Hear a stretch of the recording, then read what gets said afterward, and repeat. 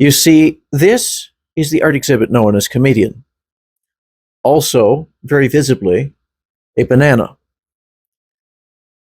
It represents a problem to the gaming ecosystem because of what I will term the bananification of gaming. The bananification of gaming occurs when the value of an artistic product, such as the game Banana on the Steam platform, eclipses its, shall we say, amusement utility. Its amustility? In any case, its purpose as a game. The reason people play Banana is because it gives them rare skins. 84,000, almost 85,000 people just today playing Banana, which is nearing zero. It's nearing zero, but 7 months ago, that was at almost 1 million people. 1 million people were playing the Banana game on Steam, Banana, on this platform, which is not so very unlike the 2019 Comedian exhibit, which initially sold for over $100,000 when it was in a gallery. Now, why is the banana a threat? Why is the banana a threat? Because the banana represents a commodification of an entertainment product. It represents a pork bellyification of something that should be, this should be fun. This could be seen to be the peak bananification for the particular banana game that came out in May of 2024. It came out in May of 2024. At peak bananification, it had almost 1 million users. 1 million users. Now, as we can see here, it dropped dramatically. Geometric growth, almost never sustainable. It almost certainly isn't mathematically, even in something as irrational as art. And then there was a kind of hump here, a little rebound. And since October or so, we've seen it. It started to fall off. Okay, it's approaching the 0 point. But what's troubling about this is not the fact that it experienced peak bananification of almost 1 million users back in July. That's not the troubling part. The troubling part is not that a meme product which makes its case, as it were, it makes its appeal. The appeal of the banana game is on the basis of rare banana skins. Bear with me here now. These are virtual products, basically decorated bananas.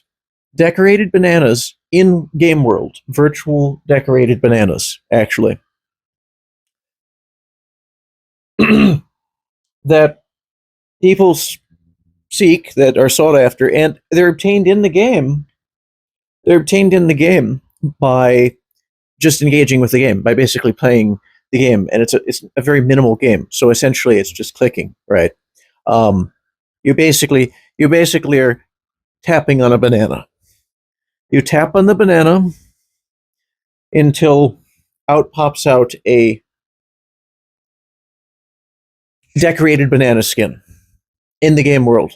This is essentially the object. It's to basically not in fact to decorate your own banana, such as we may do in real life, should we choose, but to provide you an in-game decorated banana, which you can kind of represent outside of the game. You can rep your unique, scarce banana that you can't get anywhere else, right? And there was a monetary component early on, after the initial purchase, I believe, early in the game, that you could influence the potential for it to pop out with one of these uniquely appealing and decorated bananas.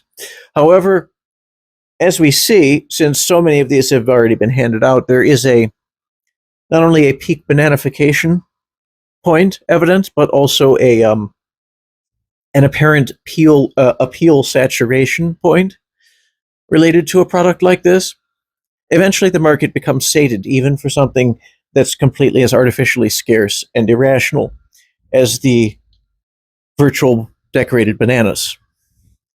Why am I going into all this? Why am I talking about e-bananas that are nominally games? Well, I'll tell you why.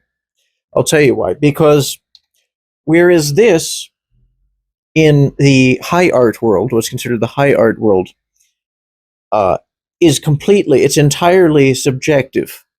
The bananification of high art has been a long time in coming.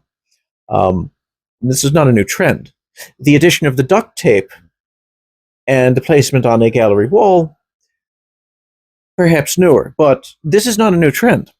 This, because of its completely subjective nature, and due to the completely discretionary spending of those who are bidding on exhibits like this, over $100,000 in 2019 for its initial run. Its second run, I don't know if it made any money, I don't know, but its third run, it made $6.2 million.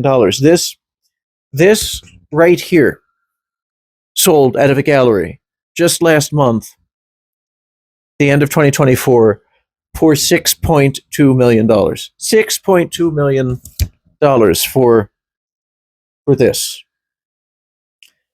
Whereas the high art world may be able to sustain that, and that irrational non-commodification may be a deliverable that can be endured by both the inexhaustible supply, seemingly, of that which goes into art and the seemingly inexhaustible resources of those who consume high art. This is not, in fact, the case. My gentle people who are joining me on this with Banana. Unlike the comedian exhibit, e-bananas are in something of a more precarious place. Gamers have only so much disposable resources to spend on our entertainment products. Now, some of us are better than others in that, but the fact of the matter is, the mass market is a mass market for these particular consumer products, and they are not, unlike the comedian banana, the digital banana is a deliverable with qualities, with qualifications that make it a not only an artistic product, but an entertainment product. It is interactive. It has non-subjective qualities that inform its value to its customer.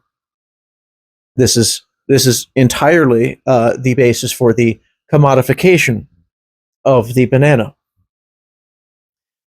And this is where we reach our conclusion, where I am going to point out that, well, however interesting peak bananification may be in its short-term mania that it induces in the gaming ecosystem, in the end, the more bananification that occurs, the greater the probability that all market trends in the gaming ecosystem will culminate in a result of zero, the same outcome the banana is trending towards.